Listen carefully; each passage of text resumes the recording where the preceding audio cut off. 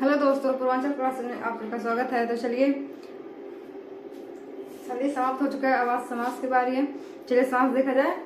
और हम जैसे कि पहले भी बता चुके हैं कि किसी भी सब्जेक्ट को पढ़ने से पहले, किसी लेसन को पढ़ने से पहले हमें क्या आना चाहिए, उसकी परिभाषा याद रहना चाहिए। ठीक, तो पहले हम समास की परिभाषा देखेंगे। परिभाषा ये क्या है इसका। ठीक,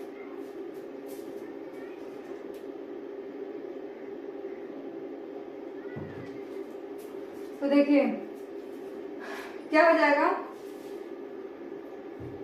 समास, समास इंग्लिश में क्या कहते हैं? कंपाउंड। कंपाउंड मीन्स क्या होता है? जोड़ना। ठीक है, जोड़ना। कंपाउंड इंग्लिश में क्या कहते हैं? देखिए, इंग्लिश में होगा कंपाउंड और हिंदी में समास।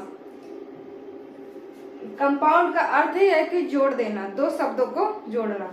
जैसे देखिए, दो या दो से अधिक, इसकी परिभाषा है दो या दो से अधिक शब्दों के योग से जब एक, दो या दो से अधिक शब्दों से जब एक नए शब्द का निर्माण होता है। ठीक है, दो या दो से अधिक शब्दों के योग से जब एक नया शब्द बन जाता है तब उसे समासिक शब्द, जब दो या दो से अधिक शब्दों के योग से एक नया शब्द बन जाता है तब उसे क्या कहते हैं? समासिक शब्द।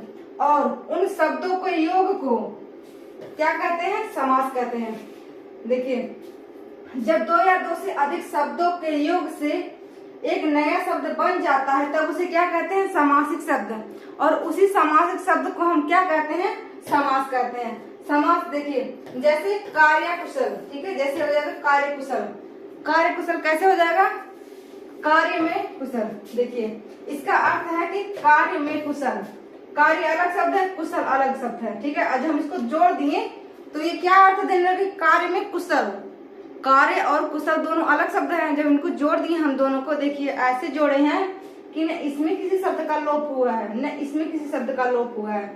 संधि में होता था कि हम जोड़ते थे फिर तोड़ते थे तो कुछ शब्दों का लोप हो जाता था, फिर जोड़ते थे फिर हमको फिर जोड़ना पड़ता था ट्रिक के सहारे याद करके। लेकिन इसमें क्या है कि सेम वैसे ही हमको जोड़ देना है। देखिए, कार्य में कुशल हो जाएगा कार्य कुशल। अब आगे देखते हैं। देखिए, समास। समास, अब देखिए कितने भेद होते हैं इसके, काइंड्स ऑफ कंपाउंड। समास के भेद। ठीक, समास के कुल 4 भेद होते हैं। मेन रूप से 4 भेद होते हैं। होते तो कुल मिला के 6 हैं, लेकिन मेन कितने होते हैं? 4 होते हैं। जैसे कौन कौन से? देखिए, अव्ययी भाव, द्वंद्व, बहुब्रीहि और तत्पुरुष। ये चारों समास कौन है? मुख्य रूप से समास है। ठीक, अब इसमें से देखिए तत्पुरुष के कितने भेद हो गए हैं? इसके भी 2 भेद हो गए। कौन कौन से? एक कर्मधारय हो गया है और द्विगु हो गया है। ठीक, कर्मधारय और द्विगु। तत्पुरुष समास कितने भेद हो गए हैं? 2, कर्मधारय और द्विगु। अब इनको भी पढ़ना है और इन सबको भी पढ़ना है। ठीक, अब पहले हम क्या देखेंगे? अव्ययी भाव समास। ठीक, अव्ययी भाव समास देखेंगे, इसकी परिभाषा देखेंगे, ये बनता कैसे है और इसको बनाते कैसे हैं। चलिए देखा जाए। देखिए, अव्ययी भाव समास क्या कहता है? इस समास का पहला पद अव्यय और दूसरा पद संज्ञा होता है। अव्ययी भाव समास क्या कहता है? इसमें क्या होता है कि इसका पहला शब्द जो रहेगा वो क्या रहेगा? अव्यय रहेगा। अव्यय मतलब जिसका कोई व्यय न हो, जिसका क्षरण न हो। किसी भी शब्द में हम जोड़े वो शब्द अपना परिवर्तन चाहे स्त्रीलिंग में जोड़े चाहे पुल्लिंग में जोड़े, वो वैसे की वैसा रहेगा, बदलेगा नहीं।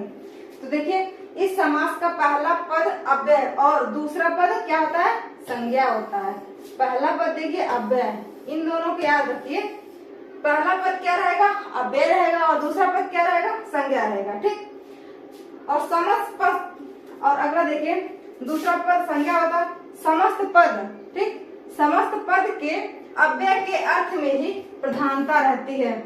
इसके क्या कह रहे हैं? समस्त पद के अव्यय में ही, अव्यय के अर्थ में जो पहला अव्यय हम जोड़ेंगे उसमें ही सर्वाधिक प्रधानता रहती है। जो अव्यय हम जोड़ेंगे किसी शब्द में, संज्ञा क्या है ना कि पहला अव्यय रहेगा दूसरा संज्ञा रहेगा। ठीक, तो जो संज्ञा रहेगा उसकी प्रधानता कम रहती है, लेकिन जो हम आगे अव्यय जोड़ेंगे उसकी प्रधानता इसमें अधिक रहती है। जैसे कि देखिए, इस समास का पहला पद अव्यय और दूसरा पद संज्ञा होता है। समस्त पद के के अव्यय में अर्थ की ही प्रधानता होती है। समस्त पद के अव्यय में ही प्रधानता होती है। पूरा शब्द क्रिया विशेषण के अर्थ में ही निहित होता है। पूरा शब्द क्या होता है? क्रिया विशेषण के जैसे लगता है, ऐसा लगता है कि ये क्रिया विशेषण है, उसी तरह ये निहित रहता है। जैसे कि देखिए अब कुछ परिभाषाएं हैं, देखा जाए। देखिए जैसे क्या हो जाएगा, प्रतिदिन। अब प्रतिदिन कैसे हो जाएगा? देखिए पहले क्या लगा है, देखिए अव्ययी भाव को पहचानने का एक तरीका ये भी है कि हमें जितने भी अव्ययी भाव समास के उदाहरण मिलेंगे, जितने भी शब्द मिलेंगे, सब में क्या लगा रहेगा? उपसर्ग लगा रहेगा।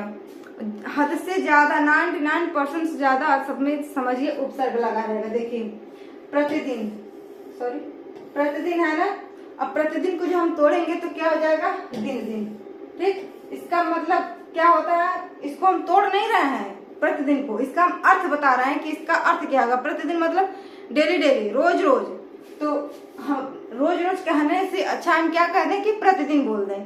तो समास का अर्थ ही क्या है? देखिए हम बोले हैं ना कि जोड़ना, संक्षेपीकरण करना, कि बड़े चीजों को छोटे में बताना, गागर में सागर। उसी तरह देखिए दिन दिन कहने से अच्छा हम प्रतिदिन बोल दें कि वह दिन दिन रोज रोज काम करने जाता है। तो सीधे हम ये भी कह सकते हैं कि वह प्रतिदिन काम करने जाता है।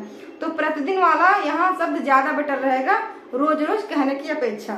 तो देखिए यथाशक्ति, यथाशक्ति क्या रहेगा?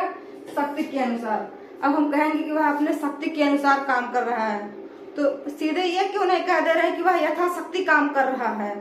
अब हम जैसे बोलने का तरीका जो हम चेंज करेंगे, और अगर हम बड़े बातों को छोटे में बोलेंगे तो वहाँ हमारी प्रधानता, जैसे इसमें अव्यय की प्रधानता अधिक हो रही है, वैसे वहाँ पे हमारी प्रधानता बहुत अधिक रहेगी कि हम देखिए यथाशक्ति क्या हो जाएगा? शक्ति के अनुसार। अब अनुरूप, रूप के योग्य, उसका रूप वह रूप के योग्य है।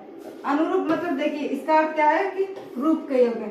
और अगला देखिए भरपेट, भरपेट। देखिए भरपेट है, अब इसी का इसका अर्थ क्या होगा कि मतलब पेट भर। भरपेट पहले देखिए अव्यय लग दिया, लगा है भर। ये भर क्या है? अव्यय है। इसमें कोई ये भी अव्यय है। देखिए इसमें भी कोई परिवर्तन नहीं होगा कभी भी। यथा में, सॉरी ये यथा है, यथाशक्ति, ठीक है, इसमें भी कोई परिवर्तन नहीं होगा।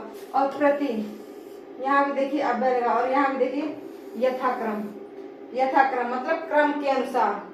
वह क्रम के अनुसार, सभी वस्तुएं क्रम के अनुसार रखी हुई हैं। सभी वस्तुएं यथाक्रम रखी हुई हैं। तो देखिए सभी वस्तुएं क्रम के अनुसार रखी हुई हैं, ये ज्यादा विस्तृत है। और हम अगर ये कहें कि सभी वस्तुएं यथाक्रम रूप से रखी हुई हैं, तो ये ज्यादा बेटर है हिंदी में। हिंदी में ये सब जब हम पढ़ेंगे, ये देखिए अव्ययी भाव समास, समास का अर्थ ही है कि हम बड़े शब्दों को छोटे शब्दों में बताएं, कहें। तो इसीलिए हम ज्यादातर जितना तक हो सके शब्दों का शुद्धिकरण जब करना रहे, तो भी अगर ऐसे फैला कर लिखा रहे और कहीं जिसमें मतलब शॉर्ट में लिखा रहे, तो समझिए वही वाला ज्यादा बेटर रहेगा हमारा ऑप्शन। ठीक, तो देखिए यथाक्रम क्या हो जाएगा? क्रम के अनुसार। भरपेट क्या हो जाएगा? अब भरपेट है ना, मतलब पेट भरा हुआ है।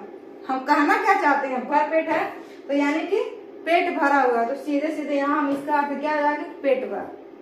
भरपेट कहें या पेट भर कहें, बात तो एक ही हुआ।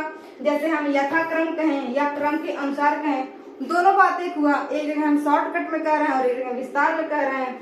तो इसमें हमारे समझने की रहेगी कि हम समझ कितना रहे हैं। ठीक, तो हम क्या, सॉरी, हम बड़े में समझ रहे हैं कि छोटे में समझ रहे हैं। ठीक है, तो ये हो गया अव्ययी भाव समास। बाकी समास जितने हैं हम नेक्स्ट वीडियो में बता देंगे।